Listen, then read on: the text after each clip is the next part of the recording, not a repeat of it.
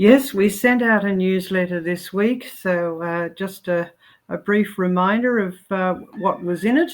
And if you would like to sign up for it, we have a little advertisement here. Yes, sign up for our newsletters. You can use this QR code, or you can go to our website, and there's a page where you can sign up there. So this week we have a few interesting things. As John mentioned, we do have a seminar on origin of races, and with particular application to where did the Aboriginals come from. So if you live in southeast Queensland, yes, you can come to that. The details for that are in the newsletter. And we have some new museum displays, and there's a bit about that in the newsletter as well that you can read about. Very interesting. But we also have a couple of reports from the general secular news that comes out. We just keep a watching brief and see what people have got to say. And one story we found was about dinosaur footprints. And the scientists who looked at these came to the conclusion that dinosaurs walked around in a warm, wet Alaska. Now, John, you've been to Alaska. I don't think it's very warm. It may be wet, but I don't think it's warm. That's certainly true. I was out on a field trip one day and I fell through the ice looking for a coal seam. Warm and wet wasn't the word. Well, it sounds like it was very wet, but definitely not warm. But anyway, they found some dinosaur and bird footprints in northwestern Alaska, and they dated this particular rock formation as being mid-Cretaceous, which makes it 90 to 100 million years old in the evolutionary timetable. And that corresponds to a time which is called the Cretaceous thermal maximum. So thermal meaning heat. And in the press release from the University of Alaska, there was this comment about this thermal maximum, a long-term trend approximately 90 million years ago, in which the average global temperatures were significantly higher than those today. Now, that's very interesting, because if you go and read one of the normal popular news reports on the news or the TV or whatever, we're constantly being told that the climate we're experiencing these days is a record-breaking climate emergency.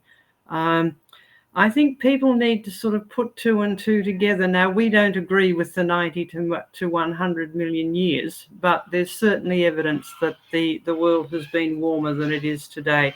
So do have a look at that and the rest of the details about the dinosaur and bird footprints. And our other main story was about woodworking. Interesting study of some wooden artifacts, and we've been doing some interesting studies about wooden artifacts because John has found some wooden artifacts, and we're looking at these. And but anyway, these artifacts were found in Germany, and they were a mix of hunting tools and domestic tools. In other words, things that could be used for cooking, for building, or for making clothes, or processing animal skins. The scientists who looked at these saw that these showed that they had to be made using highly skilled knowledge and craftsmanship. And one of the researchers made this interesting comment: the whole idea of a Stone Age may be wrong. Now, the reason we don't find all that many wooden artifacts is simply because wood does not last as long as stones when it gets buried in the ground. But anyway, this particular scientist at this site said maybe we should be talking about a wood age. Now, that's an interesting idea. Maybe the Stone Age should be the wood age. It's just that we don't, the wood has not lasted.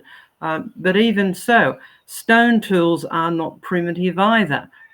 In order to make stone tools, you need a lot of knowledge and very high skilled craftsmanship. So do have a look at those. And if you don't get our newsletter, You can read about these on our fact file. We archive all of the items in the that go out in the newsletter. We archive them separately, so you can simply do a keyword search and find them by topic. You don't need to know when the newsletter was actually sent out. So that's creationfactfile.com, and you can read about those. And if you have any questions arising from our newsletter or from anything on to do with creation or evolution or the Bible, we have another site called Ask John Mackay, and we will often give you references to particularly relevant questions in the newsletter as well. But you can go and search that separately.